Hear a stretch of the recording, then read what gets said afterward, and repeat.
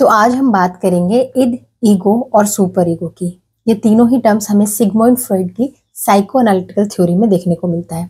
तो according to Sigmund Freud उन्होंने बताया कि जो एक ह्यूमन का बिहेवियर है, एक प्रेजेंट बिहेवियर जो शो कर रहा है, उसको हम रिलेट कर सकते हैं उसके पास्ट एक्सपीरियंसेस से या चाइल्डहुड एक्सपीरियंसेस से, जो कि उसके अनकॉन्शियस माइंड में है।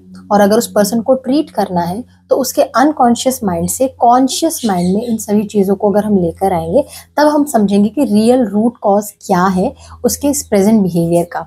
तो यहाँ पर देखेंगे इड, ईगो और सुपर ईगो को उन्होंने बताया कि जो इड, ईगो और सुपर ईगो है वो 3 पार्ट्स ऑफ पर्सनैलिटी बताया हुआ है कि किसी भी पर्सन की पर्सनैलिटी के 3 हिस्से होते हैं, जो कि उन्होंने अपने साइको एनालिसिस थ्योरी में बताया, जो उन्होंने 1923 के अंदर दिया था। सबसे पहले हम बात करते हैं इड की। तो इड जो है इकलौता ऐसा कंपोनेंट है जो किसी भी पर्सन के चाइल्डहुड से प्रेजेंट है। मतलब किसी पर्सन के पर्सनालिटी के बिहेवियर में हमें शुरुआत से ही इड का कंपोनेंट दिखता है, और ये काम करता है प्लेजर प्रिंसिपल पर। प्लेजर प्रिंसिपल क्या होता है कि जिस भी काम को करने से इस पर्सन को इमीडिएट ग्रेटिफिकेशन हो, इमीडिएट सेटिस्फेक्शन हो, खुशी मिले, वो सारी चीजें जो है, वो जो पर्सनालिटी का वो जो पार्ट है वो इड कहलाता है। ठीक है, जो और ऑल्सो ये क्या है, अनकॉन्शियस माइंड का पार्ट है।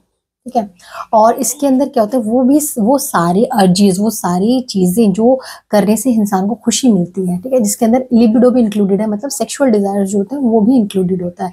तो इड क्या है, अनकॉन्शियस माइंड का पार्ट है।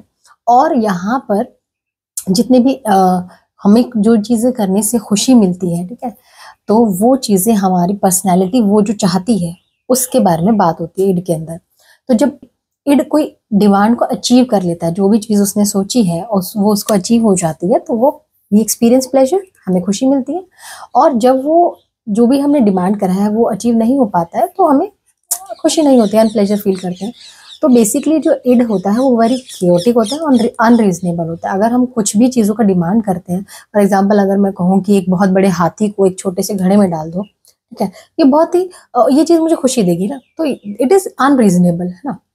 तो इड जो है अनरीजनेबल क्योटिक डिमांड करता है। ऑल्सो जो एक पर्सन के चाइल्डहुड से ही इड का जो कंपोनेंट है पर्सनैलिटी में वो इंक्लूडेड होता है, क्योंकि छोटे बच्चों को कुछ समझ नहीं होती है। छोटे बच्चे जो होते हैं उनको ये नहीं पता होता कि क्या चीज़ सही है क्या चीज़ गलत है, उनको आप राइट रॉन्ग समझा भी नहीं सकते। ठीक है, तो जो इड का कंपोनेंट है थ्रू आउट लाइफ रहता है, लेकिन जो इड ही इकलौता ऐसा कंपोनेंट है जो चाइल्डहुड से प्रेजेंट होता है किसी की पर्सनैलिटी में।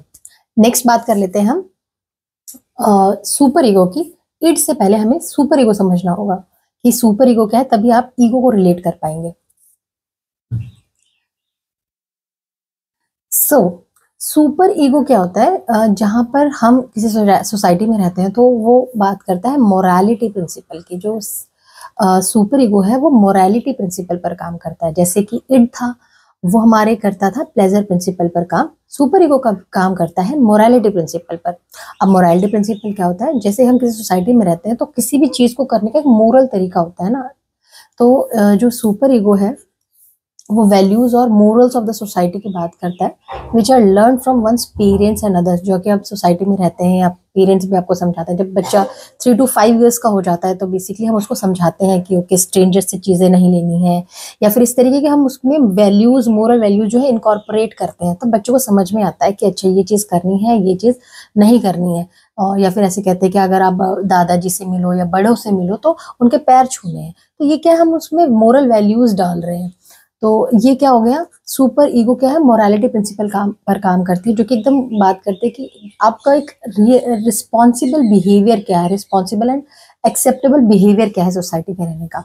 तो इट मोटिवेट, जो हमारे पर्सनालिटी का एक हिस्सा है सुपर ईगो, वो कहता है it motivate us to behave in a socially responsible and acceptable manner. ऐसा बिहेवियर जो कि सोशली एक्सेप्टेबल हो, हमें वो काम करने के लिए मोटिवेट करता है। ठीक है, और जो इड की जो उटपटांग जो अर्जेस है, ठीक है, उसको क्या करता है, सप्रेस करने में हेल्प करता है super ego. So it suppresses all the id's unacceptable urges and struggles to make the ego act upon idealistic standards rather than on realistic principle. ठीक है, तो आइडियलिस्टिक जो बात है उसके ऊपर काम करता है सुपर ईगो। नेक्स्ट बात कर लेते हैं ईगो की। ईगो जो है इड से ही डेवलप होता है। ठीक है, अब ये क्या इंश्योर करता है कि जो भी पर्सन है उसके उसने जो भी ग्रेटिफिकेशन, जो भी डिमांड रखी है वो फुलफिल हो जाए। लेकिन सुपर ईगो जो है वो बीच में मोरल प्रिंसिपल लेकर आ रहा है। तो अब बीच में जो एक मीडिएटर का काम करता है वो करता है ईगो। मोरालिटी के ऊपर भी जाऊं और मेरे इड की जो बातें हैं उसको भी मैं मान लूं, ठीक है। So ego basically operates on the reality principle. Ego जो है रियलिटी प्रिंसिपल पर काम करता है and it strives to satisfy the its desire. Its id की वजह से, इड जो पर्सनालिटी में हमारे इड है उसकी वजह से जो हमने डिजायर रखा है, उसकी वजह से जो हमें ग्रेटिफिकेशन या कोई चीज चाहिए उसको रियलिस्टिक वे में फुलफिल करने के लिए ईगो जो है बात करता है। अब इसको मैं एक एग्जाम्पल से आपको समझाती हूँ। फॉर एग्जाम्पल, अगर आप डाइट पर हैं और आपको कुछ ऐसा स्पाइसी खाने का मन कर रहा है, ठीक है, और तो अब इड जो है आपकी पर्सनालिटी का जो इड वाला पार्ट है वो आपको कहेगा कि हाँ आप जाओ और चाट पकोड़े या जो भी स्पाइसी चीजें आपको पसंद है आप वो खा कर आ जाओ, ठीक है। लेकिन सुपर ईगो क्या करेगा, मोरालिटी पर बात करेगा कि नहीं, अभी आप डाइट पर चल रहे हो तो आपको नहीं करना है ये सारी चीजें, ठीक है। लेकिन जो ईगो है वो इड से ही डेवलप हुआ है। तो ईगो का काम क्या है कि इड की बातों को भी मानना, साथ के साथ जो सुपर ईगो है उसको भी कंट्रोल करना। मतलब दोनों के बीच में हम एक मीडिएट करता है कि एक मिड वे मैं निकालता हूँ। तो ईगो कहता है कि ओके आप हर संडे को चीट डे रख लो, तो आप हर संडे को वो स्पाइसी चीजें खा सकते हो, बाकी डेज आप डाइट फॉलो कर लो और संडे को आप जो है चीट डाइट जो है अपना, उस दिन आप स्पाइसी खा लो। तो यहाँ पर क्या करा, ईगो ने सेटिस्फाई कर दिया इड के ग्रेटिफिकेशन को और सुपर ईगो जो एक है उसको भी उसने नॉर्मलाइज कर दिया। So that's all about id, ego and super ego.